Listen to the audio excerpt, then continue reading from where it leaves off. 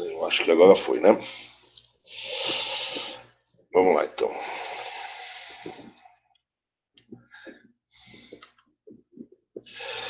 Bom, então, como eu dizia, certo? Nessa aula, então, a gente vai pegar um pouco de frente, esse que seria talvez a questão principal aí desse período, do ponto de vista econômico, que é a questão inflacionária, dado que o lado externo, vamos dizer assim, grosso modo, estava resolvido, certo? Enfim, com todas as dificuldades dessa solução, certo? Né? Ainda estava em plena negociação da dívida externa, o Brasil fora dos fluxos de capitais internacionais, privados, né? Só com recursos um pouco ao Fundo Monetário e essas coisas, e internamente, então, tinha a questão das contas públicas, que, de um lado, principalmente no começo dos anos 80, se fez uma série de reformas institucionais, que não são reformas do tipo privatização, mas são reformas importantes, né, para a própria execução da política econômica, né, o fim das contas da conta movimento, a criação de uma secretaria especial para o controle das estatais, o fim do orçamento monetário, enfim, uma série de modificações que teriam a ideia de dar um pouco mais de transparência, principalmente às contas públicas, a relação entre as contas fiscais e monetárias. E os dados, enfim, começam a aparecer, não são exatamente bons, vamos dizer assim, mas enfim, o que chamava de fato a atenção era a questão da inflação. Né? Então a gente vai dizer principalmente, né, outra coisa internamente, obviamente a gente está vivendo aqui toda a redemocratização brasileira, né, todo o fim aí da ditadura, né, os militares tentando controlar ainda um pouco essa passagem do governo do setor militar para a sociedade civil, né, eles conseguem uma grande, de certa forma, eles têm um grande, talvez o grande momento onde eles conseguiram, de certa forma, controlar um pouco essa passagem foi a não apesar de toda a movimentação das pessoas na rua em prol das diretas já, o fato da emenda do Dante não ter sido aprovada, né? Então você ainda fez a transição sob eleição indireta, e a eleição indireta, então, vai acontecer ali no meio do caminho, com uma parte, inclusive, das pessoas, dos grupos que apoiavam os governos militares, não apoiando, vamos dizer assim, uma candidatura que viria um pouco, de certa forma, do seio militar, apesar, né, do candidato dizer, negar isso, de certo, mas, enfim, toda a formação do que seria depois o PFL, né, da Frente Liberal, que eram antigos partidários da Arena, vamos dizer assim, que vão, então, debandar, alguns, inclusive, vão para o próprio partido, né, o próprio MDB, o novo partido, agora o PMDB, compor essa frente ampla que vai eleger indiretamente o Tancredo Neves, com o Sarney, que é justamente um desses elementos que sai, vamos dizer assim, do governo, da base de apoio dos militares para, vamos dizer assim, compor essa frente ampla, mas ele é o que vai para o MDB, né, até por ter uma chapa de um partido só com o Tancredo,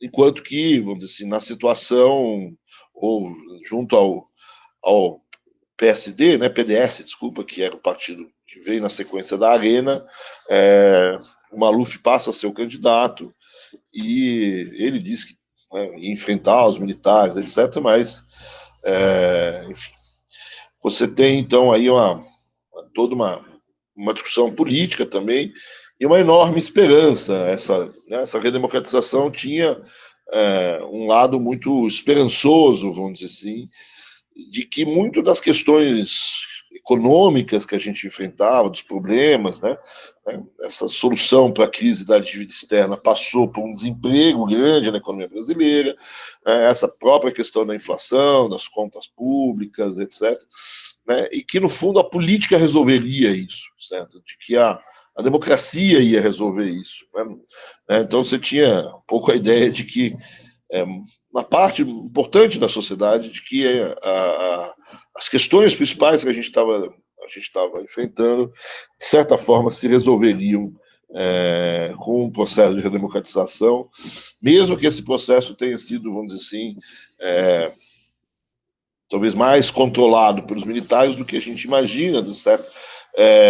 Principalmente as pessoas que viveram aquele período, como eu, a decepção de não ter tido uma eleição direta no primeiro momento, etc. Então, de qualquer maneira, né, a ideia aqui é que a inflação seja o grande elemento-chave aqui desse período, do ponto de vista econômico.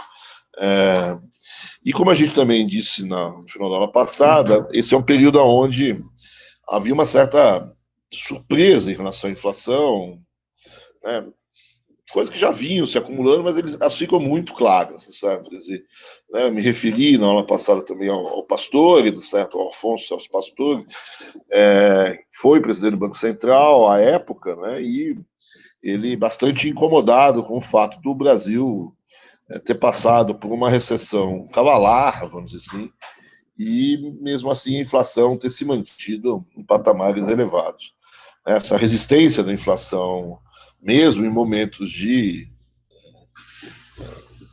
diminuição da absorção doméstica, de choque, de arroxo monetário, o nome que você quiser dar, é o que surpreendia muito, sabe? Quer dizer, né? Então, nesse período, as pessoas começam a tentar entender o que está acontecendo com esse processo inflacionário, né? E da mesma maneira que tem o pastor um pouco preocupado ali, ou surpreso, vamos chamar assim, você tem uma série de outros grupos tentando entender essa história, né? É bem conhecida a história do pessoal dos economistas da PUC-Rio, são jovens que estão formando, né, a PUC do Rio de Janeiro, e uma boa parte deles, né, estudando questões do Brasil e vários estudando a questão da inflação, né? Tem ali o André lá, Rezende, que também trabalhava no setor financeiro, o Chico Lopes também trabalhava no setor financeiro, e ao mesmo tempo eram professores, tinham o André, pelo menos que eu saiba, tinha acabado de voltar dos Estados Unidos, ter feito seu doutorado, e outras pessoas em São Paulo. Você tinha uma pessoa que vai virar um pouco companheiro do André Lara, que também estava acabando de sair um pouco da faculdade, certo?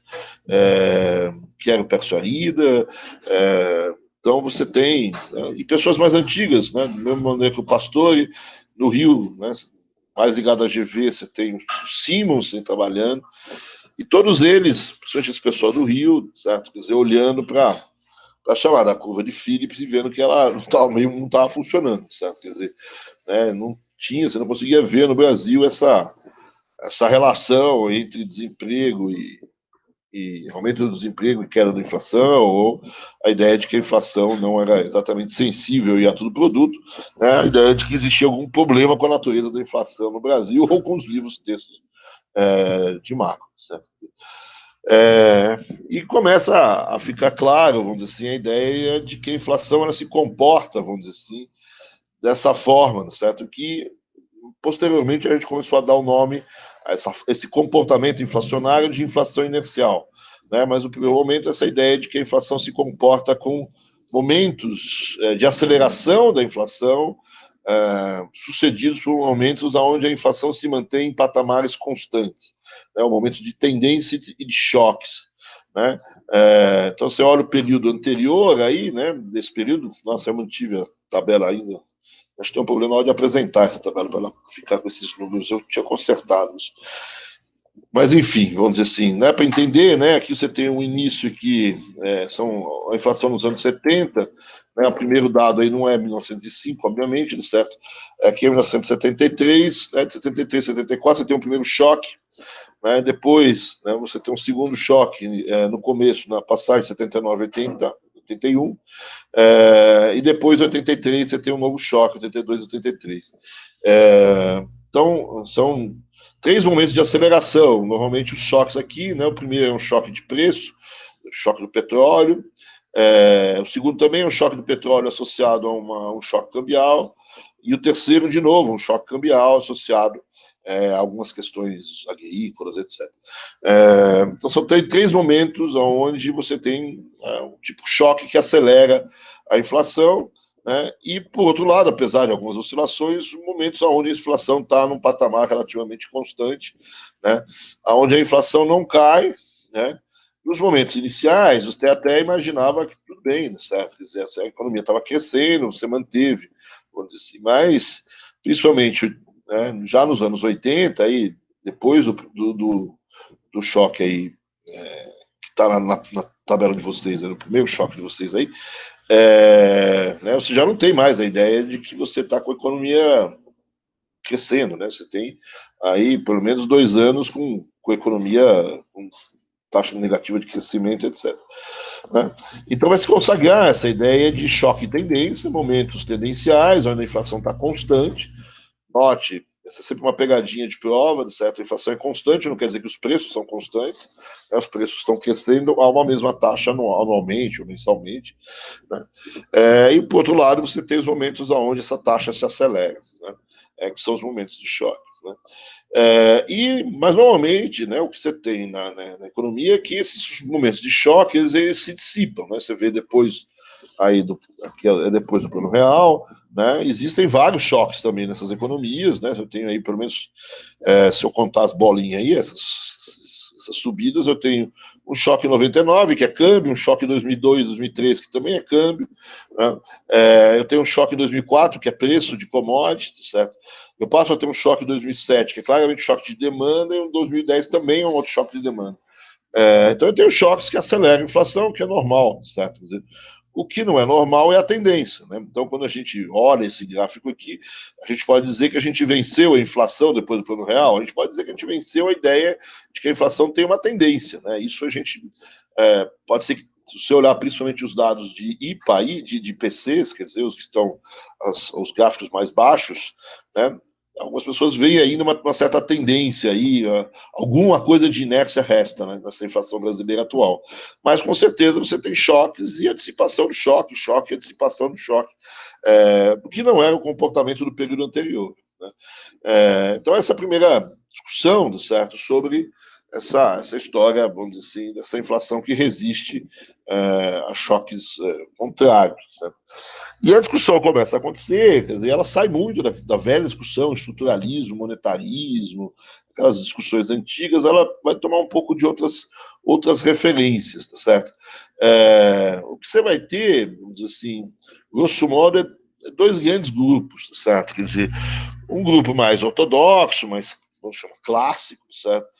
Que tem os velhos diagnósticos, seja de choque, seja de inflação de demanda, seja uma inflação mais do tipo monetarista, o keynesiano, monetarista, etc. O que tem de novo um pouco nessas ideias, já nos anos 80, é o acréscimo da ideia de expectativas adaptativas, expectativas racionais, etc. A questão expectacional, ela vai, obviamente, aquecer, até é uma mudança que vai acontecer na política, né, na macroeconomia internacional, né, e muitos dos ortodoxos atribuem justamente às expectativas essa ideia, vamos dizer assim, que a gente chamou aqui de tendência, está muito ligado ao problema expectacional. Né? E a receita aí, o que fazer em relação a esse diagnóstico, que continua o mesmo, certo? Quer dizer, ele vai mudar um pouco no sentido de que eu preciso romper essa perspectiva expectacional. Né? Então, eu tenho que gerar, no fundo, choques mais violentos, até para romper com as expectativas, certo? Quer dizer, aí vai ter questões de choques esperados, choques inesperados, etc. Mas a ideia é a mesma, certo? Quer dizer, eu continuo com uma receita parecida. Eu preciso fazer um aperto monetário, eu preciso resolver a questão fiscal, eu preciso, vamos dizer assim, fazer a política clássica de controle, só que nesse momento essa política clássica de controle ela tem que vir com talvez duas coisas a mais. De um lado, uma certa. Esse choque tem que ser maior, tem que ser mais forte para romper, vamos dizer assim, com a expectativa, e ele tem que ser mais crível, vamos dizer assim. Né? A credibilidade do choque tem que ser melhor. Né? Por conta justamente dessas expectativas, certo? E as expectativas racionais, eu preciso, de fato, convencer as pessoas de que eu quero efetivamente debelar a inflação. Então, a crítica que eu tinha ao que estava acontecendo, certo, por parte dos ortodoxos, é que os choques que eu estava gerando, certo, ou eram fracas ou não eram convincentes. Né? Então, se o pastor está assustado, vamos dizer assim, com a permanência da inflação, a resposta dos colegas ortodoxos dele, dentro da própria USP, aqui de São Paulo, é que ele deu um choque pela metade, certo? Quer dizer, porque o que faltou no choque do pastor? Talvez um aprofundamento maior da taxa de juros, talvez um congelamento maior, ou uma diminuição da oferta de moeda, como algumas pessoas diziam, um congelamento da oferta de moeda, né? Não um congelamento de preços, né? Congelamento da oferta de moeda, para a oferta de moeda, certo? E uma coisa que muita gente dizia ao pastor, falou, mas o governo não fez todo o choque, né? Ele não acertou as contas públicas, né? Então, a expectativa de que, dado que as contas públicas continuam ruins, etc., você tem aí uma situação onde a inflação não vai cair, certo? A expectativa em relação a ela mantém ela em patamares altos, porque o choque é mal feito, não é crível, vai voltar de novo os problemas, porque eu não corrigi completamente as coisas. Né? Então, as receitas aqui são as mesmas, talvez mais exige um grau de profundidade maior e um grau de credibilidade maior. Certo? Então, acho que esse é um pouco o lado da história. Né? E do outro lado, você tem o que a gente vai chamar de heterodoxos, que tem várias posições diferentes, né, que mistura aí, talvez, antigos ortodoxos, etc., mas que vão apontar para receitas não convencionais, porque ao invés de só imaginar choques, vamos dizer assim, ao contrário, né, os choques que aceleraram vão procurar choques desaceleracionistas, a ideia é tentar mexer na questão do que explica a tendência. Né? Mais do que gerar um choque forte para quebrar a expectativa, vão quebrar essas expectativas ou vamos desarmar, vamos dizer assim, os elementos que fazem com que a tendência permaneça, que não são só elementos expectacionais. Certo? Eles podem ser verdade, eu preciso dar credibilidade às novas políticas econômicas, né? Isso é uma coisa que mesmo os heterodoxos, de certa forma, uma parte deles, pelo menos, concorda, certo? Quer dizer, mas, vamos dizer assim, existem outros elementos que explicam essa tendência, que não apenas a questão expectacional. Né? Então, você começa a ter um pouco o surgimento dessas visões heterodoxas, inclusive com algumas promessas de políticas ou um pouco diferentes, né? E várias delas vão ser implementadas ao longo do tempo, né? Enquanto que os ortodoxos, eles até têm uma posição mais firme no início, e depois eles vão um pouco perdendo força, certo? Quer dizer, dado principalmente o fato de 81 e 83, a gente teve uma recessão muito grande, e o efeito sobre a inflação foi pequeno, então a postura deles ficou um pouco, vamos dizer assim, um pouco descartada, vamos dizer assim, além de, em geral, essas pessoas estão muito associadas ao regime autoritário, e essas posições heterodoxas, apesar de várias pessoas, inclusive do próprio regime militar, trabalhar com isso, né, ganham um pouco de fôlego dentro de outros contextos políticos. Né? E aí, em relação a essas posturas mais heterodoxas, eu diria que você tem duas fontes importantes, né? Que vão dar em dois grupos um pouco diferentes e importantes. Né? Uma, né, que vem das concepções estruturalistas, de fato, né, mas que tem origem, né, numa concepção de inflação que ganhou muita força durante os anos 60, certo? No começo dos anos 60, depois perdeu um pouco, a não ser em certos núcleos de pensamento, principalmente na Unicamp, onde você manteve. Que é a ideia do Inácio Rangel, que ele desenvolve nesse livro A Inflação Brasileira, é um livro antigo, dos anos 60, ele vai dizer que, na verdade, a inflação é um mecanismo de defesa que é usado pelos empresários, pelas empresas, pelos empresários, principalmente nos setores mais oligopolizados da economia, certo? Quer dizer, e eles usam essa remarcação de preços, esses aumentos de preços, como um mecanismo de defesa, né? Para o Rangel, o que está acontecendo, principalmente da inflação que ele está analisando nos anos 60, né? E ali é um período de recessão, e você também tem a economia entrando em recessão e a inflação não caindo, né, da mesma forma. O que ele está dizendo, certo? Quer dizer, que essas empresas oligopolizadas, elas tentam manter as suas margens de lucro, apesar da recessão, aumentando os seus preços. Então, na recessão, as empresas, para tentar manter margem, elas aumentam preços. Né? Tem duas hipóteses importantes por trás, vamos dizer assim, do modelo do Inácio Rangel, se a gente pode falar assim.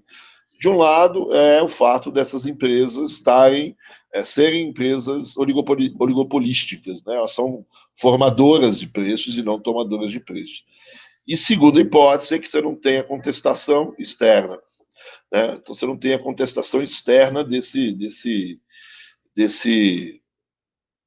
problema. Né?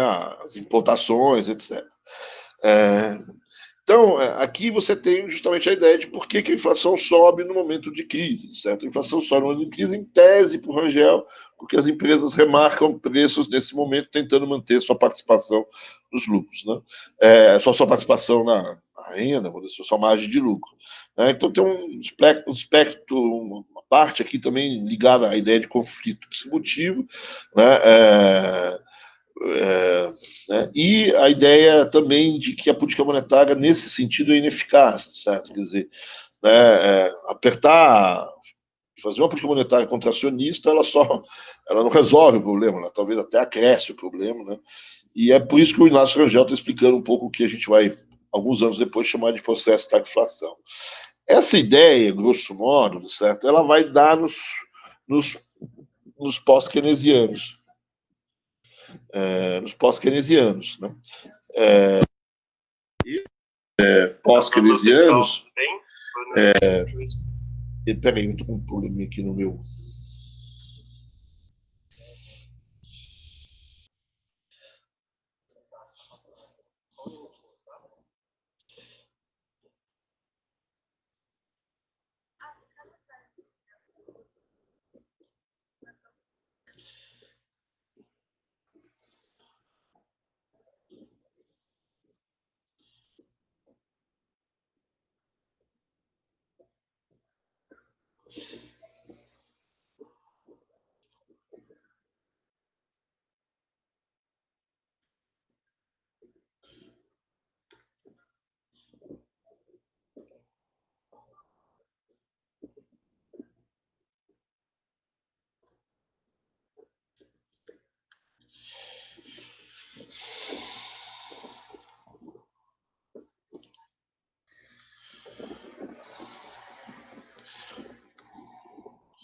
Oi, pessoal, desculpa. Vocês continuam me ouvindo ou não? Sim. Estão vendo a apresentação. Beleza. Vendo também. Vamos lá. Então, essa tese do Rangel vai dar, vamos dizer assim, no pessoal da Unicamp, o pessoal chama um pouco da tese Beluso, da Conceição e do Beluso, em relação à inflação do período. Também o pessoal chama de a visão pós-keynesiana. Né? Para eles, por que você tem, nesse período, uma aceleração, ou seja, os preços não caem, né? Eles vão dizer, olha, existem nessa economia uma situação, efetivamente, onde eu também tenho a ideia de oligopólio, né? Eles chamam de um setor fixed price, um setor flex price na economia, e esse setor fixed price, que são as empresas que fazem marcação de preço, né? Que não são tomadoras, né? Que são formadoras de preços, elas, né? Enfim, trabalham com seus markups, né? Então, a diferença um pouco em relação ao Rangel é que, para essas pessoas, o que está acontecendo nos anos 70, e principalmente no início dos anos 80, tá certo? Quer dizer, é que você tem uma situação de muita incerteza, tanto no sistema monetário internacional, né, que vem já desde os meados dos anos 70, com a modificação do sistema de Bretton Woods, e que vem crescendo, vamos dizer assim, quase com a instabilidade financeira no início dos anos 80, subidas dos juros, a questão dos pagamentos das dívidas, etc. Né? Então, você tem um sistema monetário internacional muito arriscado, certo? E uma economia brasileira também extremamente instável e arriscada, certo? Quer dizer, você teve a questão do câmbio, principalmente a medida do câmbio no Delfim, né, que sai de um sistema de desvalorizações, ele dá uma desvalorizada no câmbio, e depois ele, vamos dizer assim, não mantém as desvalorizações, a inflação cobre o câmbio. Enfim, você tem essa instabilidade cambial, você tem uma situação de instabilidade, de incerteza, também sobre a questão financeira do Estado.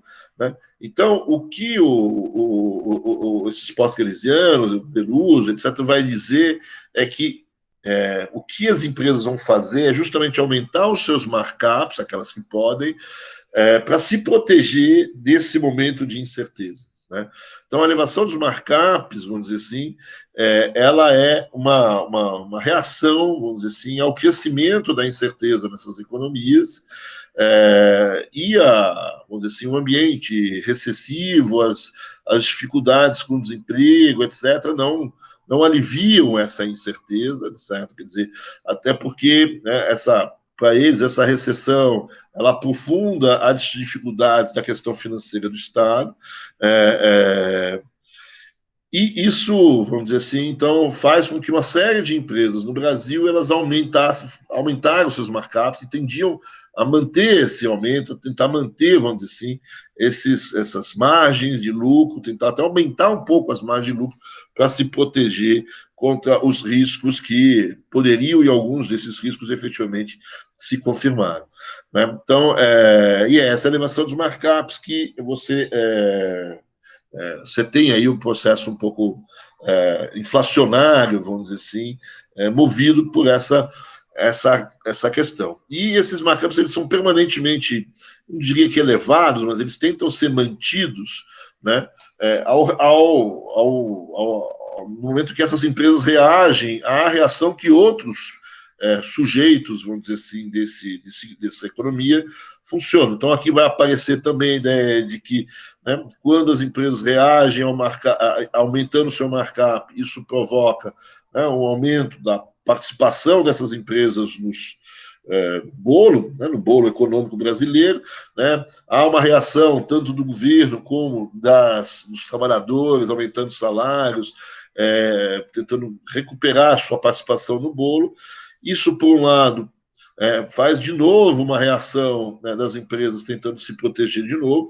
Então, você tem um pouco a ideia de um certo conflito distributivo mantendo essa situação, assim como em alguns textos posteriores, tá certo? O próprio pessoal da Unicamp também, de certa forma, aceita, vamos dizer assim, que uma parte dessa perpetuação de markups ou dessa inflação elevada não se dá não só pela marcação dos preços e pela tentativa de manter a sua posição ou até ampliar a sua participação relativa no bolo dessas empresas, tá certo?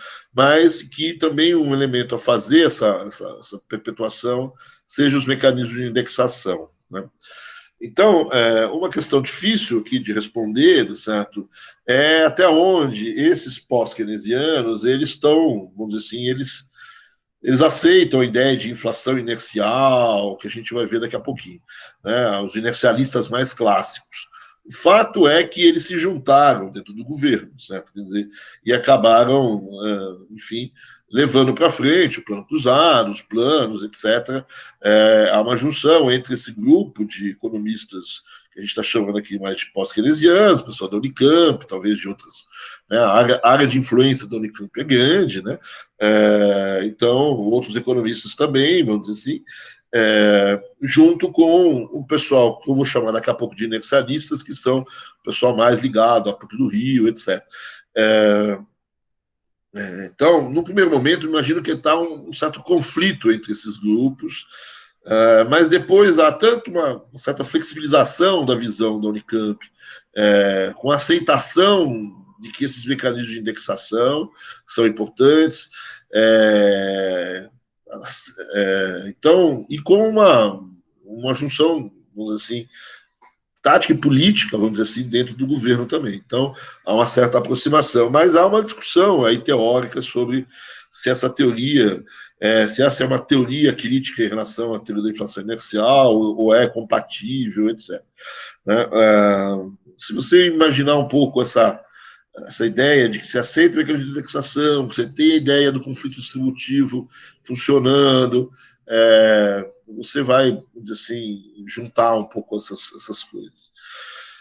Do outro lado, então, você tem uma visão que vem também dos anos 60, que talvez, né, vem aí do Simonsen, né, que já está expresso no Gradualismo do Tratamento de Choque, naquele outro livro que eu usei quando a gente falou sobre as reformas do Paeg, a nova economia brasileira, ali também ele tem texto sobre inflação, né?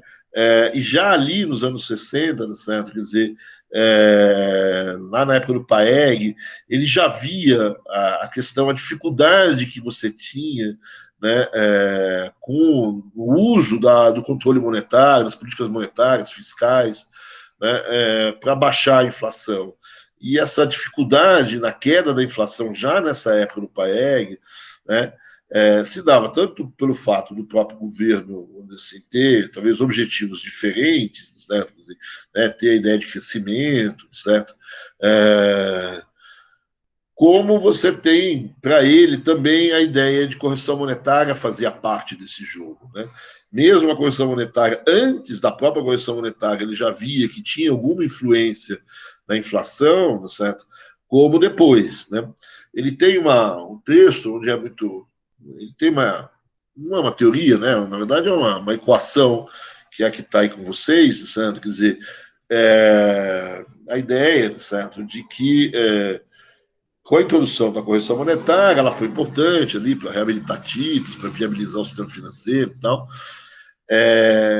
Mas ele dizia também que a correção monetária ela vai ter um problema que vai aumentar o tal de RO, certo? Quer dizer, né, o tal, sei lá. Então ele pegava essa equação que vocês têm aí, certo? Ele dizia assim, já a inflação, o PT aí, inflação de hoje, certo? Ela se deve a um choque que pode ser de demanda, a um alfa choque de demanda, ou mais um possível beta choque de custos, né? E mais vou chamar aqui de roda, certo? Ligado à inflação anterior, né? E essa não é uma equação no sentido, não é uma teoria, certo? No fundo, ele está dizendo a inflação ou vem de choque de demanda, ou vem de choque de custo, mas também existe um mecanismo de retroalimentação da inflação na inflação brasileira, né? Se esse mecanismo de retroalimentação não existir, esse RO ele tende a ser zero, né? E se a gente está vivendo um choque de demanda, esse alfa tende a ser grande, certo? Quer dizer, e o beta pequeno, então sei lá. E aí quando a gente vai para o período do choque do petróleo, esse beta já é maior e o alfa é menor, enfim. Se bem que no choque do petróleo tinha alfa e beta grandes, certo? Quer dizer, então, ou seja, ele dizer, dependendo do momento, a inflação pode ser causada por um choque de demanda, um choque de custo ou alguma retroalimentação. Historicamente, no Brasil, essa retroalimentação ela nunca foi zero. Né? Isso que ele dizia. Mesmo nos anos 60, sempre existiu alguma coisa. Esse RO devia ser alguma coisa aí próximo de 0,2, 0,3, 0,1, etc. Né? Que efetivamente é um elemento que segura, que dificulta você fazer políticas de combate, por exemplo, a choque de demanda, se você não tiver choque de custo no momento. Né? Porque alguma parte da inflação ela resiste porque esse RO aí não é baixo. O problema todo, certo? E essa é a tese do Simonsen, certo? Com o tempo, esse RO, e com a expansão da correção monetária no Brasil, esse RO cresceu. Esse RO saiu de 0,1, 0,2 para ir chegar perto de alguma coisa como 1, certo? Quer dizer, e aí você explica a tendência. Eu não tenho choque de demanda, eu não tenho choque de custos, e a inflação do ano passado é igual à inflação desse ano. Por quê? Por conta desse RO que é igual a 1. E por que o RO é igual a 1, certo? Quer dizer, porque, segundo o Simonsen, eu tenho mecanismos formais e informais de indexação que explicam essa história. Então, isso não é exatamente uma teoria, certo? Porque, na verdade, esse alfa, beta e rho, eles variam conforme o tempo, certo? Então, mas ele já, nos anos 60, mostrava que pode existir um mecanismo de retroalimentação da inflação, dependendo de como se comporta esse rolo. E aí depois ele vai dizer, olha, esse rolo vai crescer, aí sim, né, quando você tem os mecanismos de indexação se ampliam. Né? E aí nos textos mais novos dele, ele vai dizer, olha, a gente tem um mecanismo de retroalimentação que é muito forte, né? E que para isso eu preciso debelar esses processos de indexação formais e informais. Né? Então, uma boa estratégia para diminuir essa inflação é atacar esses elementos, fazer um processo de desindexação. Agora, ele colocava um ponto a mais, certo? Que é um ponto complicado, né? Que é um ponto difícil. Ele vai dizer, você acabar com... Que aí ele, né, discordava de outras pessoas.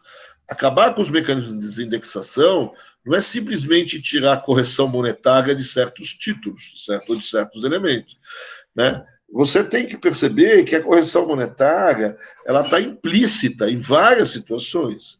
Por exemplo, você tem várias taxas de juros que são aplicadas no mercado, que são taxas nominais de juros, mas que, obviamente, tem dentro dela uma expectativa de inflação que está pressuposta ali, certo? Quer dizer, né? Então, esse é um mecanismo difícil de você fazer.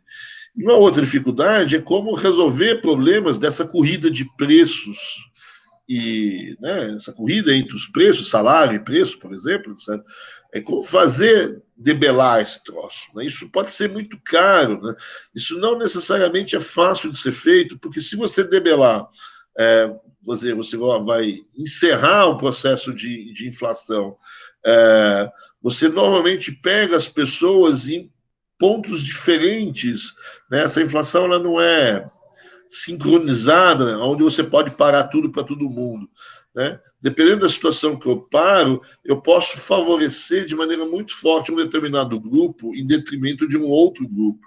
Isso é uma coisa que vai ser esquecida no começo dos planos, certo? Quer dizer, né? Apesar disso ter sido lembrado quando você faz a conversão à média dos salários, né? Não é só a conversão à média dos salários. Ele falou, olha, você não pode, né, acabar com a inflação e fixando o salário no pico, na média, no vale, tudo tem que ser na média, certo? Quer dizer, né, se for os salários na média, os outros têm que ser na média. Se você fixar os salários no pico, é óbvio que você vai dar uma enorme vantagem para os trabalhadores, certo? Quer dizer, agora, se você fixar os salários no vale, quando você faz esse processo de desindexação, né, você dá uma enorme perda, e essa perda não é uma coisa pequena no Brasil, como inflação de 100%, certo? Ao ano, 200% ao ano. Né? Então, para ele, esse era o grande problema, certo? Quer dizer, de como redistribuir as perdas. Né? Mas ele também dá a tônica de uma parte das discussões, que são as discussões dos desindexadores. Então qual é a solução, certo? Quer dizer, é tentar mexer nos mecanismos de indexação, acabar com eles, se possível. Né? Os formais são mais claros de ver, é só mudar a legislação, né? E o problema todos estão nos informais. Né? Então, esse é essa origem, isso... acabei falando do Simons, inclusive, no presente, mas nos anos 80, mas isso também é uma coisa que vem do Simons nos anos 60, 70. E isso vai dar, então, os vários grupos, né, onde você passa a ver, então, a natureza da inflação. Né? Tem choque de demanda, tem choque de custo, com a ideia de conflito distributivo, essas coisas, vai aparecer um novo choque, que faz a inflação acelerar, né, que é quem é que dá o primeiro passo no conflito distributivo. Quem é, né? Então vamos aqui brincar e culpar os trabalhadores. Né? Os trabalhadores fizeram ali uma greve e aumentaram os seus salários. Esse é um choque, talvez, um choque de custo, né? Mas na verdade é uma alteração da posição redistributiva de alguém, né? Da posição distributiva de alguém, né? E aí as outras pessoas vão reagir a essa posição, tentando recuperar o seu patamar. Esse primeiro passo é um choque, né? E os outros passos, essa tentativa de retomar as posições, é que explica a tendência. Né? Então, eu dou o primeiro passo, aumento o salário, No segundo momento, os empresários aumentam os preços, depois o governo aumenta não sei o quê, depois os trabalhadores voltam a aumentar os seus salários. Isso explica a inércia, certo? Mas alguém deu o primeiro passo nessa história, né? Então, os choques, demanda e custo, normalmente você pode aquecer aí nessa história aqui, que quis abocanhar um pedaço maior do bolo inicialmente, né? E o que explica agora a tendência, né, certo, são, né, nesse grupo mais heterodoxo, são os mecanismos de indexação e esse conflito distributivo, essa tentativa de alguma maneira, controlar os preços, né? Então, aqui, vamos dizer assim, o pessoal da Unicamp está dizendo que a busca da alteração na posição distributiva são o aumento dos preços dos empresários, né? Alguns vão dizer que são os salários, outros vão dizer que foi o governo, que mudou a posição, mas depois, né, há uma briga, vamos dizer assim, entre esses grupos todos por manter a sua posição. É o que a gente costuma chamar de conflito distributivo passivo. Essa visão, vamos dizer assim, é mais a visão, então, por exemplo, do Bresser, que fala muito do conflito distributivo. Do Bresser e Nakano, eles têm um texto muito clássico, vamos dizer assim, é isso que está aqui, né? Fatores aceleradores, mantedores e sancionadores de inflação, né, que também não usa a palavra inércia, né, e que tem essa ideia dos empresários, trabalhadores e o governo disputando participação na renda, ninguém quer perder a sua fatia da renda, etc. Né? Então, esse é o conflito distributivo, certo? O problema do conflito distributivo, aqui é a tese do Simons, um pouco, certo? É que em um dado momento, eu não consigo parar a economia num dado momento e esse conflito ser passivo. O conflito distributivo é passivo no longo prazo, ou seja, no longo prazo ninguém ganha e ninguém perde nessa história. Mas no curto prazo sempre alguém vai ganhar e alguém vai perder. Né? E possível, o grande problema é você administrar isso, né? Para você fazer o teu combate ao processo inflacionário. Né? Então, vamos aproveitar aqui o que a gente faz, certo? Quer dizer, então, o receituário ortodoxo eu já disse, certo? Quer dizer, eles estão fora um pouco dessa ideia que a gente acabou de ver, né? O negócio aqui é gerar choque desaceleracionista, quebrar a inércia, e fazer, vamos dizer assim, choques que quebrem as expectativas, etc. O que revertam as expectativas, que normalmente elas são ruins. E os heterodoxos, a ideia, então, como eu disse, é tentar mexer principalmente nos mecanismos de indexação, os mecanismos que existem que sugerem a manutenção da tendência.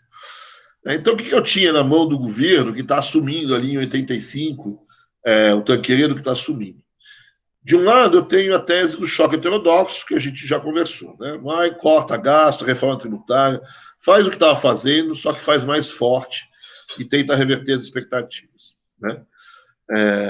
Do outro lado, certo? Aí você tem os grupos heterodoxos, né? Vamos dizer assim, na linha mais, vamos dizer assim, do Bresser e da linha de Campinas, certo? Quer dizer, a questão aqui, né? A linha de Campinas tem uma frase famosa, né? Que ficou, né, não sei se pode dizer, porque ela não é uma frase que está num paper, certo? Mas a ideia é pegar os empresários, segundo alguns, né?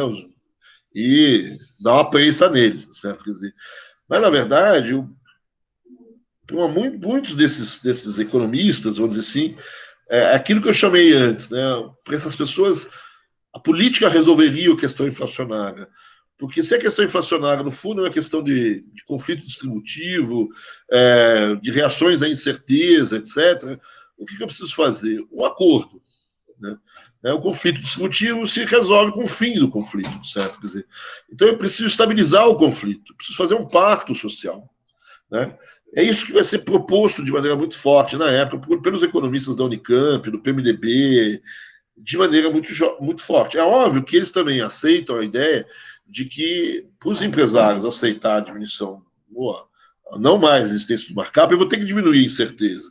Eu preciso ampliar o horizonte de cálculo dessas pessoas. Então, a renegociação da dívida externa, o ajuste do Estado brasileiro, inclusive do ajuste da situação patrimonial, né, geral do governo brasileiro, está Então, eu preciso sentar, o governo sentar e falar, olha, eu estou desajustado, vou me ajustar assim, certo? Quer dizer, os trabalhadores falam, olha, vamos parar com esses aumentos de salários, certo? Quer dizer, e os trabalhadores vão olhar para os patrões e falar, então vamos parar com esses aumentos de preço também, né? Então, vamos sentar à mesa, fazer um grande pacto social. A ideia na prática passava por, vamos dizer assim, também uma série de mesas de negociação, que eles chamavam, né, de criar mesas setoriais de negociação, né, e que isso só poderia ser feito efetivamente num processo de redemocratização, etc. Né. Então, essa ideia de um pacto geral da sociedade, né, junto com mesas de negociação assim, setoriais, certo? Mas, vamos dizer assim, uma atitude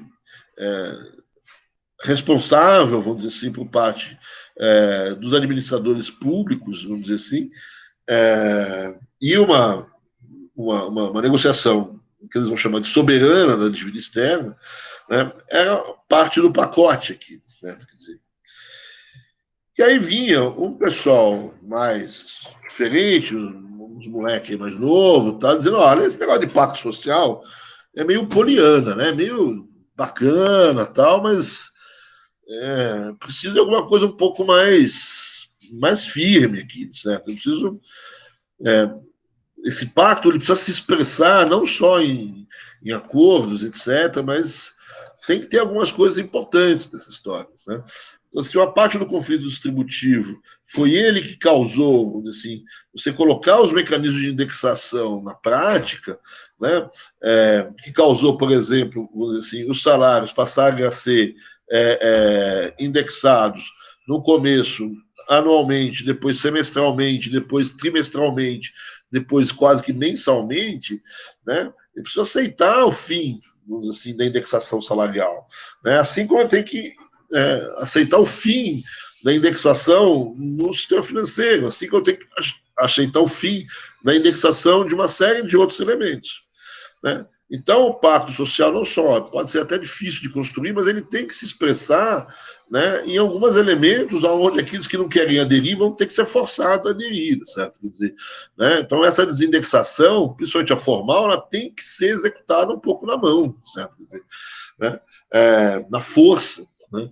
Então, aqui você tem os chamados desindexadores, vamos chamar assim, que é a turma do Rio, né, da PUC do Rio, está ali em cima, o careca ali, o Francisco Lopes, é o Chico Lopes, que é a proposta de congelamento dos preços, né, a proposta do choque heterodoxo, né, de fazer o congelamento do preço, não para congelar o preço, bem, congelar, diminuir a memória inflacionária de um mês para o outro, mas ao mesmo tempo que você vai diminuindo e você vai desindexando a economia. Né? Na verdade, você está comprando tempo para mudar, para fazer o pacto até, eles se juntam nesse sentido, certo?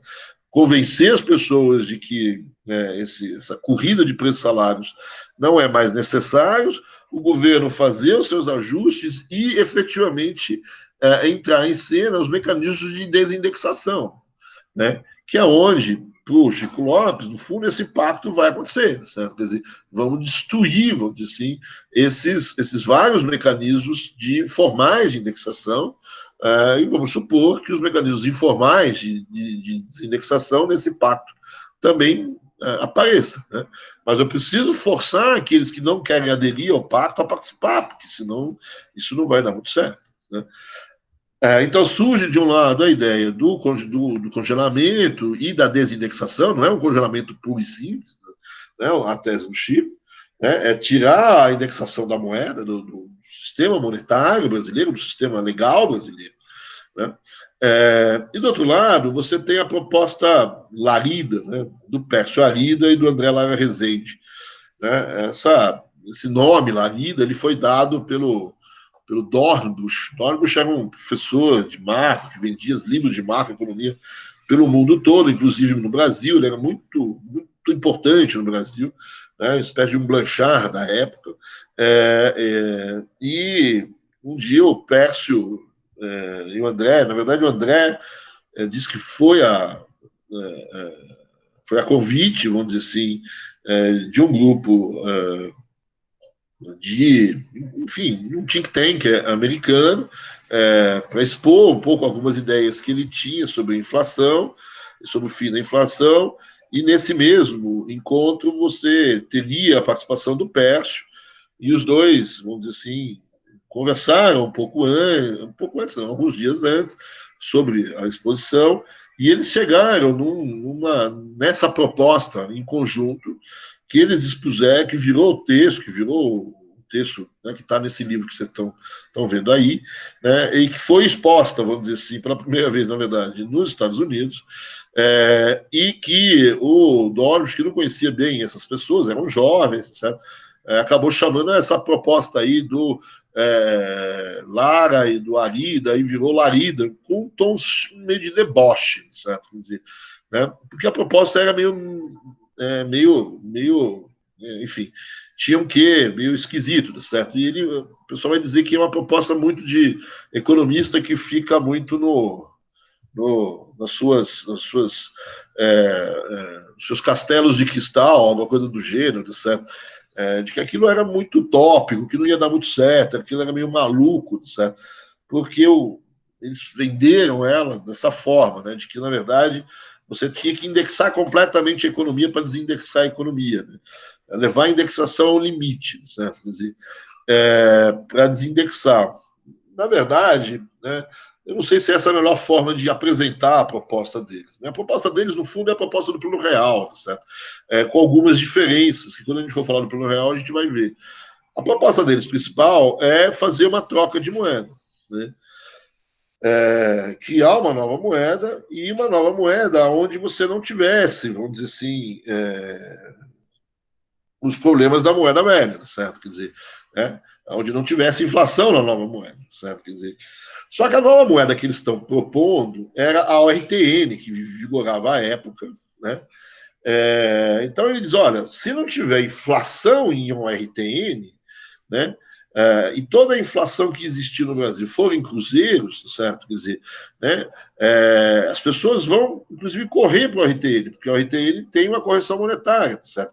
Mas é a correção monetária da inflação em cruzeiros, né? Então, o que ele está propondo é que todos os preços sejam fixados a partir de um determinado momento em ORTNs, certo? Quer dizer, quando tudo tiver em ORTNs, né, e não tiver inflação em ORTNs, eu troco. Né?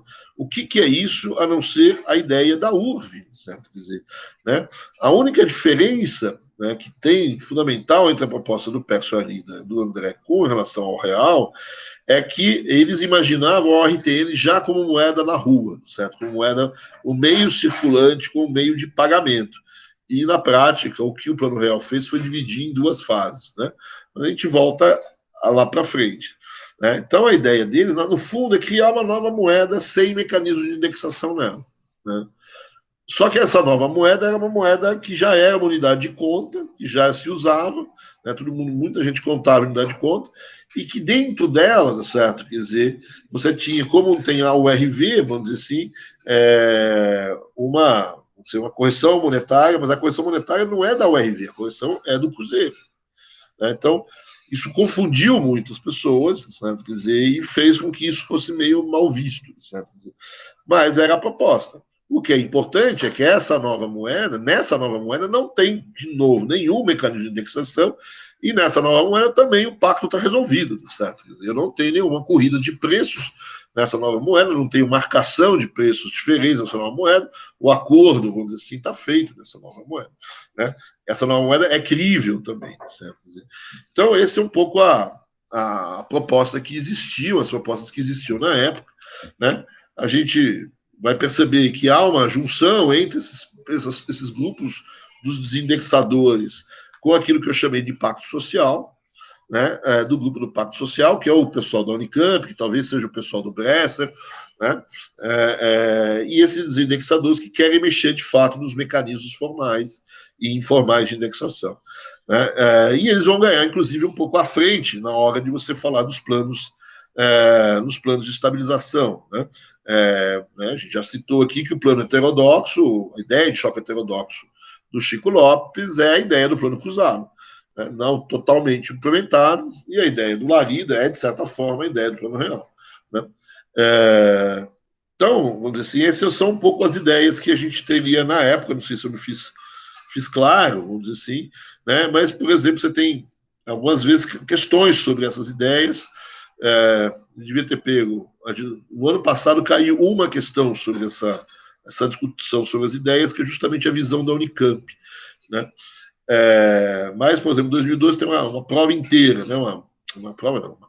Então, as 5 alternativas discutem a questão da inflação inercial, né? Então, vamos lá. De acordo com os defensores da hipótese de inflação inercial, variações na base monetária e na demanda agregada seriam mais importantes para explicar as mudanças de patamar da inflação do que choques de custo, especialmente no início da década de 80.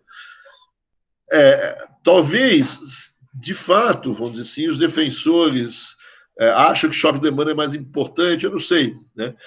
Mas, com certeza, no início dos anos 80, não, porque os choques que eu tinha visto até então, certo, não eram choques de demanda, eram choques de custo, no sentido de choques de cambiais, né, choque de preço agrícola, se você quiser, 83, tem uma parte disso, né, e choque do petróleo, dos preços do petróleo, né? Então, obviamente, que esse pessoal da ideia de inflação inercial viam nos choques de custo como importantes elementos para explicar essa inflação. De acordo com os defensores da hipótese, a inflação tenderia a permanecer alto mesmo depois que o motivo original da inflação desaparecesse. Essa é a questão da tendência, é isso mesmo, essa é a ideia da inflação inercial. Alguns dos críticos afirmavam que havia uma tendência da aceleração da variação dos preços em meio à crise a nível externo e as políticas de ajuste, por causa da grande incerteza acerca, sobretudo, das taxas de câmbio e juros. Note que essa é uma questão complicada, né, certo? Aqui ele está falando do pessoal da Unicamp, né?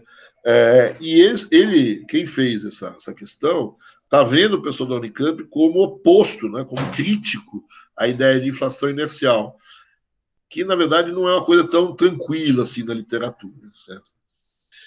Que todos os teóricos da inflação inercial desaconselhavam o recurso a congelamento de preços e salários como um meio de combater a tendência inercial. Não, o Chico Lopes é um dos exemplos onde você tem o recurso a congelamento. De acordo com os defensores da hipótese, a indexação dos reajustes de preço à inflação passada impediria a estabilidade de preços, mas não a estabilidade da taxa de inflação na ausência de novos choques. Né? Pode ser meio confuso, certo? Mas é isso mesmo, certo? Você sempre não confundir a taxa de inflação, né? Estabilidade da taxa de inflação na ausência de novos choques, você mantém a inflação constante. Né? Mas então está correta aqui a afirmação. Bom, daqui, então, a gente segue em direção aos planos, né? Aos planos em si de inflação. Como eu disse, a gente tem uma questão aqui momentânea, né, certo? Quer dizer, que é importante, que é a redemocratização, o crescimento da nova república e um pouco essa... Né, quando eu disse o negócio do pacto social, tal, da inflação que a gente controla por razões políticas, né, não estou brincando, né? Para muita gente...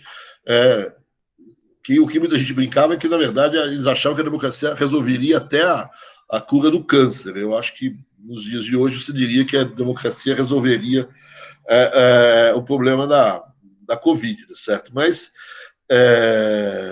né, então, você tem esse ambiente de democracia e um ambiente de muita se acreditava muito, né? Inclusive nos economistas, né? Mas se acreditava muito nas coisas, de que as coisas dali em diante iam começar a funcionar. Havia um pouco, apesar de uma herança meio ruim, vamos dizer assim.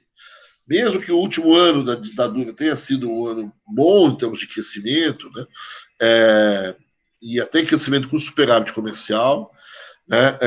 E que você tenha tido até uma certa melhoria nas questões fiscais, no mínimo, se você imaginar da transparência das contas, certo? Quer dizer, você ainda tem uma situação, né, inflação. Obviamente, o problema, né, as contas fiscais não estão tão boas assim, certo? E a gente está totalmente excluído do mundo, certo? A gente está excluído dos fluxos de capitais, a gente está vendendo para o mundo um monte de coisa, né? Muita soja, muito muito suco laranja, né, automóveis, tal, um pouco, mas a gente está fora do circuito financeiro, etc. Né? A gente está negociando lá a dívida para ver se a gente volta. Essa negociação só vai terminar em 92, certo? Então, ainda tem tempo. E aí, então, a inflação, o principal problema. E aí vem os planos, certo? Como eu disse, eu odeio, estou enrolando para entrar nesses planos, certo? Porque eu odeio dar aula sobre isso, né? Porque dá tudo errado, a não ser o último, né? Óbvio. Então eu tenho, quase que ano sim, ano também, eu tenho um plano de estabilização. Então, 86 eu tenho plano cruzado, 87 eu tenho o plano Bresser. 88 eu não tenho plano nenhum, eu tenho o famoso feijão com arroz, certo? Quer dizer, feijão com arroz do Maílson, né? Plano feijão com arroz. Então não tem plano, né? Não existe plano feijão com arroz. Aí depois eu tenho o plano verão com o Maílson, né? O Sarney, ainda no governo Sarney. Aí chega o plano Collor, aí chega o Collor. Aí logo no primeiro dia tem o Collor, que é o Collor 1. Ainda com a Zélia vai ter o Collor 2. Aí chega o Marcílio Marques Moreira e tem o famoso e popular plano nada. Plano nada, se você me entender bem, é tudo, né? Tudo que todo mundo sempre quis. O que você vai fazer? Nada. Isso é ótimo, isso é maravilhoso, porque a gente passou, né, nos últimos 6 anos por 5 planos, cada um pior que o outro, certo? Um toma o dinheiro, o outro toma o óculos dos ceguinhos, o outro toma a cadeira de roda dos cadeirantes, o outro vem e muda não sei o quê, o outro vem e muda aquilo lá. Né? O pessoal não aguentava mais, principalmente o plano Collor, que foi muito duro do ponto de vista da intervenção, né? Meteu a mão na conta da galera, etc. Então, o plano nada é tudo, né, na verdade. Mas é verdade que o Marcílio Marques Moreira falou que não ia fazer plano, certo? Então, a gente tem aí 2 anos sem plano até o Itamar, com o Fernando Henrique como ministro da Fazenda, fazer o plano real. Né? Então, a gente tem uma sequência longa de intervenções aqui. E vamos ser forçados a dar uma olhada nelas, certo? Quer dizer, né? Lembrando sempre, então, que o Brasil está fora dos fluxos de capitais internacionais. Né? E aqui um pouco a inflação nos planos, certo? Quer dizer, né? Então, no plano Collor, no plano cruzado, a gente estava lá com uma inflação de 14%, 15%, e que tinha sido se acelerado um pouquinho antes do plano para 17%, 18%. Né? E aí vem o plano, e paf, derruba a inflação para zero. Né? Congelamento, tem que derrubar a inflação para zero. Né? E aí depois tem os outros planos. Né? Aí você percebe que a gente era feliz e não sabia com a inflação de 10%, 12% ao mês. Certo? Quer dizer, você olha, pouco antes do plano Collor, a gente tem 80% de inflação, 90% de inflação ao mês. Certo? E aí você vai olhar, duas coisas que eu queria chamar a atenção nesse gráfico olha a parte de baixo do gráfico, certo? Quer dizer, só o plano cruzado, a inflação vem a zero, de fato. Né? Todos os outros planos, né, a inflação não cai a zero imediatamente. E note que a exceção do plano real, todos os outros planos têm congelamento de preço. Todos os planos, cruzado, Bresser, verão, Collor 1, Collor 2, tem congelamento de preço. Só o cruzado tem respeito ao congelamento de preço. Os outros todos, ninguém respeitou congelamento nenhum. A inflação caiu, é verdade, né? Mas não a zero. Se tem congelamento, devia estar zero. Né? O plano real vem bem para baixo, certo? Mas o plano real não tem congelamento de preço. Essa é uma coisa que vocês vão ter que começar a decorar. O que tem congelamento, o que não tem, o que tem troca de moeda, o que não tem. Isso é uma confusão danada. A outra coisa que eu queria que vocês notassem é como que a inflação ela vai voltar depois dos planos cada vez mais alta, certo? Quer dizer, cada vez num ritmo mais alto, né? Com exceção talvez depois do plano Collor, né? Onde o ritmo vai ser um pouco, né? Mas no governo Sarney você congela o troço volta, você congela o plano dá errado, a inflação volta, mas vai voltar mais rápida, né? E com mais força, né? Como se depois do plano cruzado a gente tivesse aberto a caixa de Pandora. Já sei o que o governo vai fazer, ele vai congelar. Então, eu já antecipo o congelamento, aumentando meus preços antes. Né? E quando congelar, eu já sei como escapar do congelamento. Certo? Quer dizer, o congelamento não dá certo. Aí depois outro governo, o que vai fazer? Vai congelar de novo. Então, acelera os preços antes dele tomar posse. Né? E assim vai. Né? Então a gente vive uma situação, né? Você pode até dizer que você tem inércia no plano cruzado, sabe? Mas depois nos outros planos, né? Esse gráfico é qualquer coisa, menos inercial, né? Menos tendência aqui, certo? Mas enfim, sigamos. Né? E aqui a taxa de crescimento da economia brasileira, né? O começo do governo na Nova República é com um crescimento bastante alto. Chama a atenção que no meio do plano cruzado a taxa brasileira de crescimento está em 7%, quase 8%, né? No início do plano cruzado, né? E ao longo de 86, né? Não vai cair, né? Então, 85, 86, você está crescendo 8, 7,5%, 8%. Né? Depois eu vou voltar a isso. E chama atenção também o plano Collor, com uma queda de 4% do PIB no ano do plano Collor, né? Nesse período. Mas eu volto a esses números aqui. Então, o governo Sarney começa aqui, né, com um quadro de muita esperança e muita incerteza política. Até porque aqui eu também mudei, né? Eu saí do Tancredo e entrou o Sarney aqui, né? O Tancredo morreu entre a sua eleição e a sua posse, né? E o Sarney herda o ministério, né? Então, para muita gente, aquela ideia do pacto social, o Tancredo estava fazendo ele. Se olha o ministério do Tancredo Neves, o pessoal xinga aí o ministério, não sei de quem, que é muito grande. O ministério do Tancredo era gigantesco, certo? Quer dizer, tinha ministério para tudo quanto é coisa, certo? Quer dizer, e tem gente de tudo que é calibre ali naquele ministério, né? Da esquerda para a direita, né? Tem de tudo dentro do ministério. Né? Todas as facções, o pessoal mais ligado ao trabalhador, mais ligado ao empresário, enfim, tem de todas as facções. Então, a ideia é de que você está construindo o pacto dentro do próprio governo.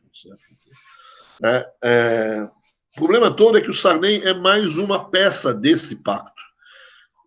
Mas ele não é o timoneiro desse pacto. E ele, no fundo, passa a ser o timoneiro de um pacto a ser conduzido, só que ele não sabe os termos. Quem definiu os termos era o Tancredo, certo? Quer dizer, né, o Tancredo e a equipe dele, certo? É que, de certa maneira, montou esse quadro e que sabia um pouco como jogar. Tem uma velha lenda, ele dizia que o Tancredo, ele cumprimentar as pessoas, é um velho mineiro, certo? Ele, ao cumprimentar as pessoas sempre faziam pedidos a ele, né? E ele, bom político, ia até e falava, não, vamos ver, vamos ver, vamos ver. E ele pegava o pedido, certo? Inclusive, na frente da pessoa, ele anotava o pedido que a pessoa tinha feito para ele falar, olha, estou anotando aqui para eu não me esquecer, né? Velha raposa, certo? Só que aí ele punha o pedido no bolso. Só que tinha um bolso onde eram os pedidos que ele efetivamente ia atender e tinha outro bolso do paletó que eram os pedidos que ele não ia atender. Né? O problema é que quando ele foi para o hospital, esses bolsos se misturaram, certo? E o Sarney não tinha a mínima ideia de como, então, que pedidos que você ia atender mais ou menos do que o outro. Né? Uma brincadeira, certo? Para mostrar que o Sarney era uma peça nesse quebra-cabeça, né? E ele se torna o cara a montar o quebra-cabeça. Então ele tem uma dificuldade enorme nessa transição, né? Não estou criticando o Sarney, não é falta de habilidade, ou nada disso, certo? É que ele era mais uma porca, mais um parafuso desse jogo, né? Desculpa, né? E ele, né, de repente, tem que ser aí o timoneiro. Então, por exemplo, essas incertezas estão inclusive no quadro da economia, certo? O Dornelles é o ministro da Fazenda e o Sayad é o ministro do Planejamento. O Sayad é um claro representante, apesar de ser da USP, certo? Da heterodoxia. Né? Junto com o Sayad está o pessoal da Unicamp, está o pessoal do PMDB, né? Está uma parte também, inclusive dos próprios desindexadores, né, que estão no BNDES. O Dornelles é um representante da ortodoxia, certo? Quer dizer, mais gradualista, certo? Mas da ortodoxia. Né? Então, como conduzir? Né? A economia. Então, o começo da condução vai ser feito com o Dornelles. Ele predomina no início, mas ele vai fazer talvez uma certa ortodoxia, mas uma ortodoxia muito leve.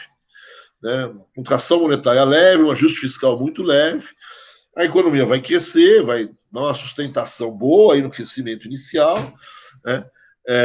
A inflação ela vai ficar relativamente controlada no começo. Né? A gente mantém o acordo externo, vamos dizer assim, acumula um pouquinho de reserva, a gente não tinha reserva nenhuma conseguimos ter 4 milhões de reservas, ou seja, nada, mas um pouquinho menos do que nada, ou um pouquinho mais do que nada, que rapidamente vão embora, né? Então, ele tenta manter ali no começo, né, o acordo externo, que é uma coisa importante, o crescimento, que é uma coisa importante também para manter, vamos dizer assim, politicamente a história, né? Mas, com o tempo, as coisas vão começando a ficar difícil, certo? Quer dizer, né, a situação externa está no equilíbrio, num fio de navalha enorme, certo? Né, por mais que ele tenha sido bem sucedido no ano anterior, não vai mudar nada, no sentido de não vai receber dinheiro, etc. As finanças públicas tinham melhorado, mas começam a ser um pouco complicadas no final de 85. Né? Você também tem melhoras institucionais que continuam, a separação do orçamento monetário fiscal, né? Resolve essa questão. E a inflação, ela começa, a gente viu até pelo gráfico um pouquinho, ela começa a sair ali dos 12, 11, 13% ao mês e começa a acelerar, começa a perder o controle. E nessa hora é que o Sarney troca o Dornelles, que é, inclusive, acho que sobrinho do Tancredo, né, pelo Funaro, que é um empresário da área de brinquedos, eu acho que era da Atma, da área de brinquedos, um empresário que tinha uma certa... Era meio visionário, assim, muito ligado ao MDB, para o MDB, um empresário ligado à oposição, né? Agora não, né? Agora a situação. E o Funaro, então, pouco depois, 6 meses depois de assumir, né, vai decretar o Plano Cruzado. Né? Rapidamente, antes da gente fazer um break, certo? Vamos só ver as medidas do Plano Cruzado. Né? A primeira medida do Plano Cruzado é, obviamente, a troca de moeda. Né? Sai o Cruzeiro, corta 3,0 e entra uma nova moeda chamada Cruzado. Às vezes as pessoas falam, mas esse negócio de trocar moeda é só um efeito maquiagem, né? Um efeito marketing, moeda nova, vida nova. Pode ter isso também, certo? Mas tem uma questão legal aqui importante, certo? Que as pessoas esquecem. Se eu quero ter um novo meio circulante, certo? Se eu quero ter uma nova moeda, e essa moeda sem os mecanismos de indexação, uma coisa que pode ser interessante juridicamente é trocar a moeda. Né? Quando eu troco a moeda de cruzeiro para cruzado, eu me dou duas coisas. Né? Uma série de elementos, eles estavam legais, estavam associados à moeda anterior, agora a moeda é nova. Então o governo se dá o direito de mexer nos contratos, porque mexeu na unidade de conta do contrato. Isso vai dar uma confusão jurídica, isso vai ser grandes debates jurídicos ao longo do tempo, mas os planos que têm troca de moeda têm menos confusão jurídica do que os planos que não têm. A exemplo do plano Bresser, por conta do congelamento e das tablitas. Né? O plano Collor tem muito problema por outros motivos, certo? Mas, então, a troca de moeda é um elemento importante do ponto de vista jurídico para te dar o direito de mexer nos contratos. E é nos contratos que estão os mecanismos de indexação. Né? Então, isso de um lado. Né? Então, se substituam lá. Segunda coisa importante, obviamente, o congelamento de preços. Então, você disse, olha, os preços que vão vigorar a partir do dia 1º de março são os preços que vigoravam dia 28 de fevereiro. Né? Teve realinhamento de preço antes, teve alguém que... Não, isso pegou todo mundo de surpresa, inclusive o próprio governo. Você pode dizer que a energia elétrica subiu 15 dias antes, 10 dias antes, mas não acho que... Pode ser, mas eu não acho que tenha tido muita má intenção aqui. Né? E aí o congelamento funciona, por incrível que pareça, funciona. Certo? Depois não vai funcionar, mas aqui funciona. Certo? Quer dizer, como é que você fez para funcionar? Né? Aqui você tem uma coisa diferente do plano cruzado do resto dos planos. Né? A adesão das pessoas ao plano. Né?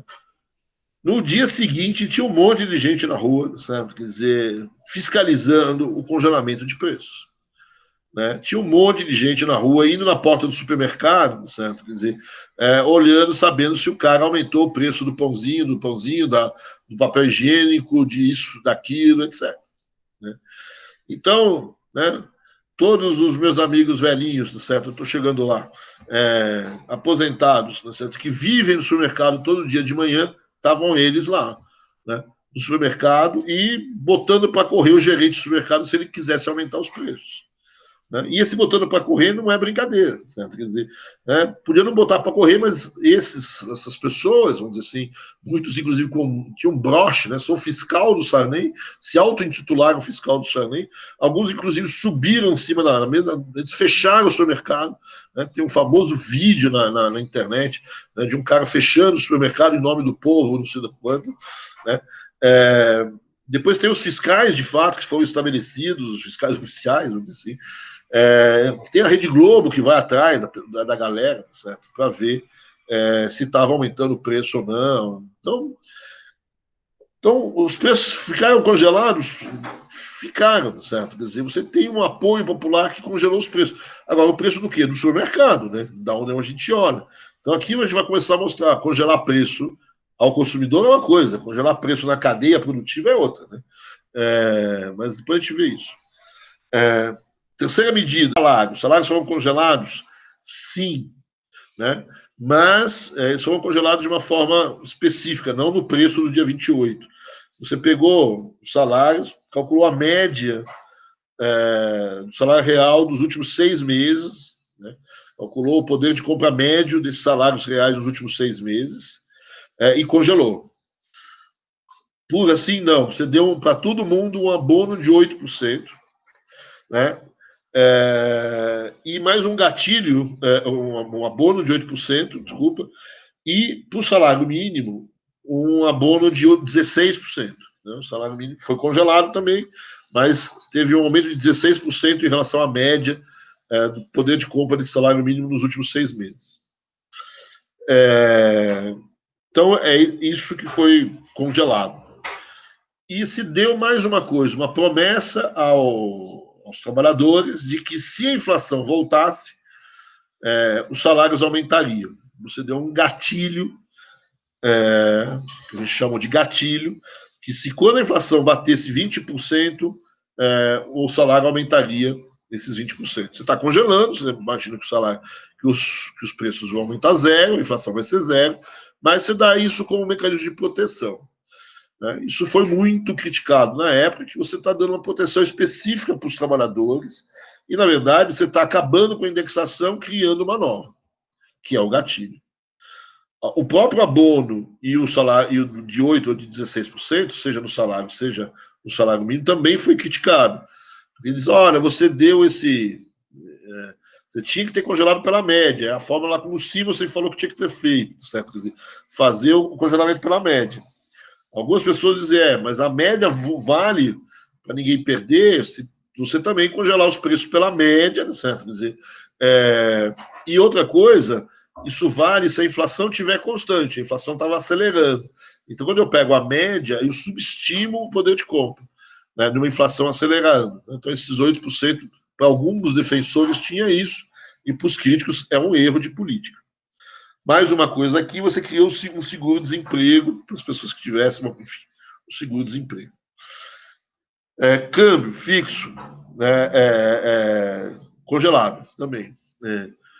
Aluguel, aqui você também vai usar uma espécie de valor médio. Você vai recompor o valor do aluguel e congela pelo valor real médio. E o que é diferente? A tal da tablita. O que é a tablita? Na verdade, o que você faz com os ativos financeiros? A primeira coisa é desindexar eles. Quem tiver correção monetária, some. Não pode sumir, não sei o que, tal. Então, some se ela tiver com menos de um ano.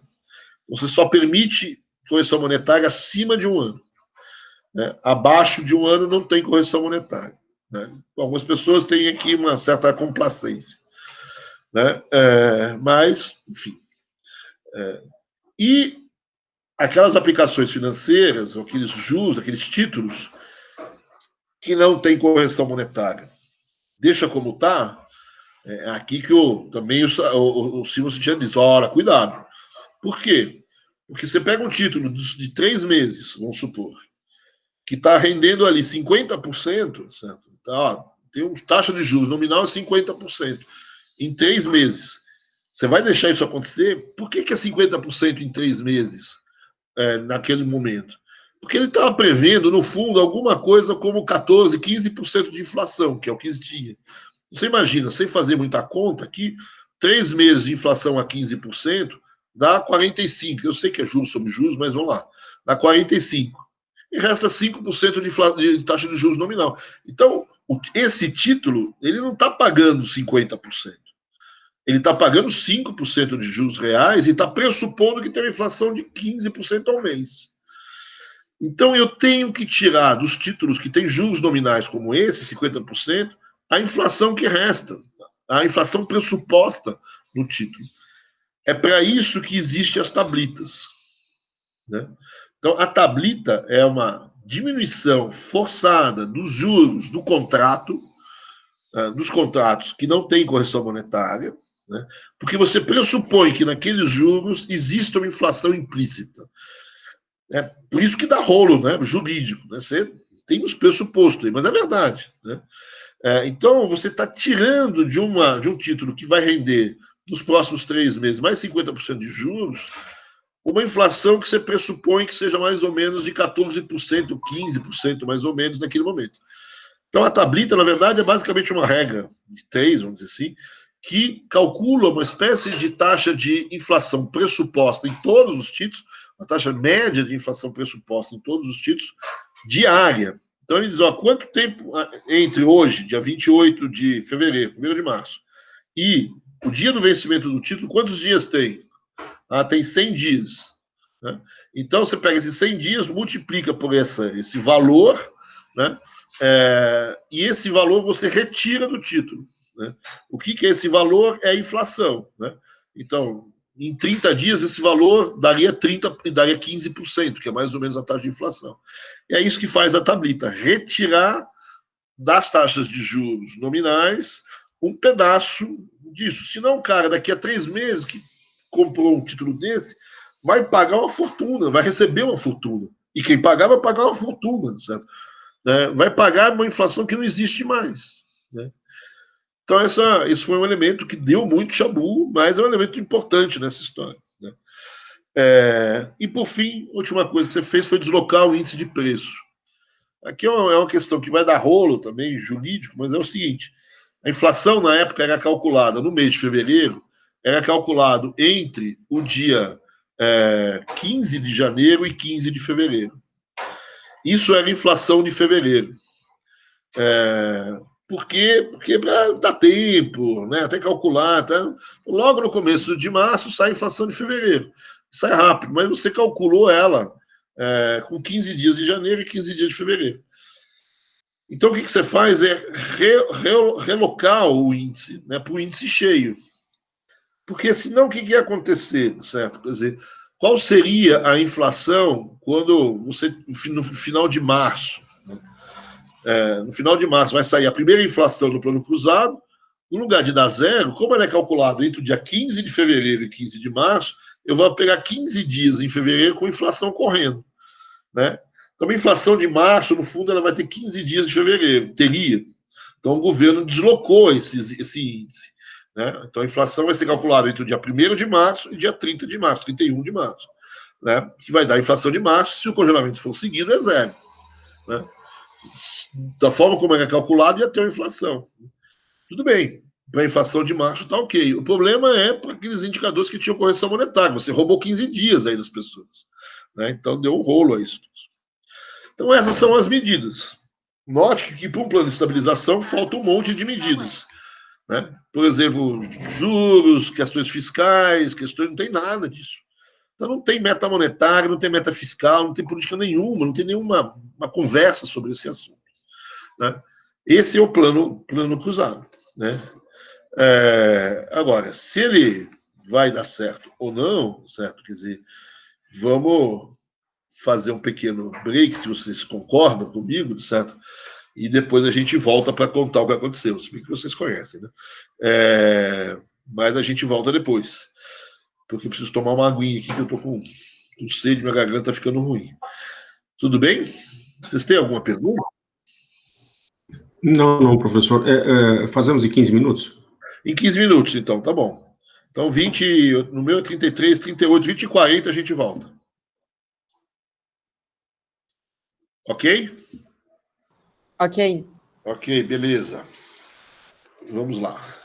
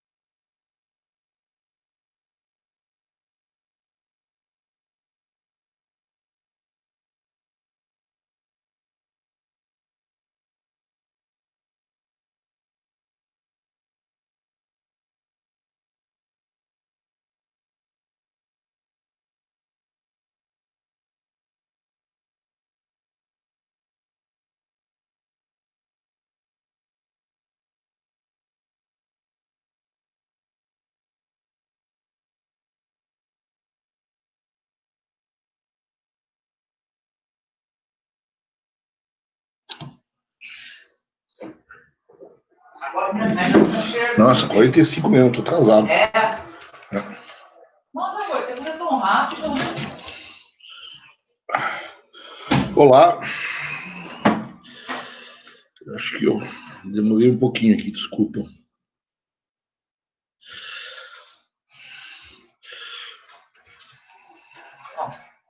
Paga 200 e mais. Não, mas eu fiz a conta certa.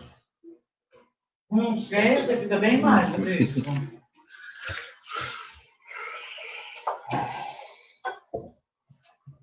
Letinho, cadê? Caralho.